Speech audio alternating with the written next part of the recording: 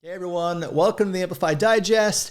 Happy New Year! This is the first episode of the new year, and like I do in all these episodes, I'm going to break down 5 of the top stories, resources, and news and all things people in 5 minutes or less. So I hope you're all doing well. I hope you enjoyed your time away with your families and friends and all those who are important to you during the holidays. And I hope your inboxes are not questioning your life choices when you return to work this week. So let's dig in. As always, all the links to these 5 stories are going to be in the show notes, as well as other articles and resources I've curated and more. So with that, let's dig right in. This first piece is from Harvard Business Review, and it gets into, we've been talking a lot about flexibility in space as we design this new world of work. I've certainly been talking a lot about it. But this piece gets into really beyond flexibility towards autonomy. And I think particularly as we frame these new hybrid constructs that most of us are working in, especially for those of us who have had to yet again push back our return to workplace plans because of Omicron, this gets into some of the employee expectations around autonomy and the needs that they'll have for that. So definitely recommend that as you kind of kick off your planning for the new year. I've really appreciated Microsoft's Work Labs content, and there were a lot of end of year recaps, but I thought this one was particularly interesting, and it has ideas and thoughts from LinkedIn CEO and others. But I really appreciate how Microsoft and Kathleen Hogan is actually leading the way in terms of this new transformation towards this new world of work. And bit of breaking news: Kathleen will join me on the Redefining HR podcast for this upcoming 7th season. So really excited to spend some time with her and learn more firsthand about what she's building, how she's thinking, and how she's kind of recalibrating their people approaches at scale.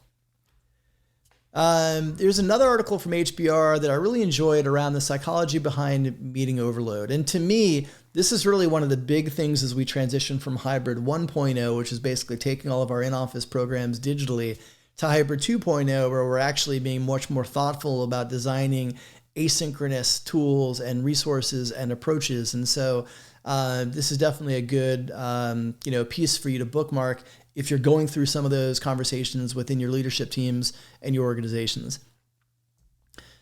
This was a fantastic piece from Rebecca Price.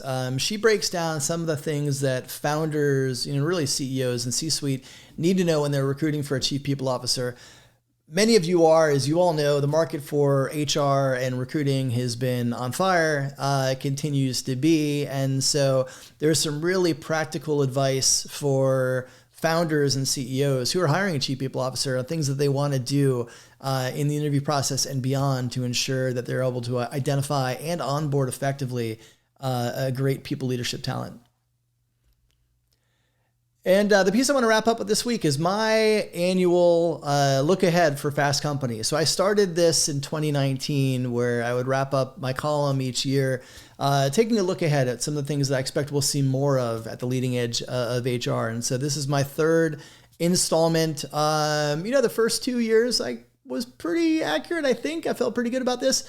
We'll see how this year pans out. But I think the biggest kind of, point in this article was that HR has absolutely moved out of a back office function to a strategic driver for the business over the last 2 years. That's just going to continue in 2022 and beyond. And frankly, I don't think there's any going back for us, particularly as we focus on those leading progressive teams. So I've got a range of thoughts here. Would love to hear your feedback. Where am I right? Where am I wrong? Let me know. What do you expect? And that's a wrap for this debut episode of 2022. So we'll be back next week with more news and info. In the meantime, take care of yourselves, take care of each other, and I'll see you next week.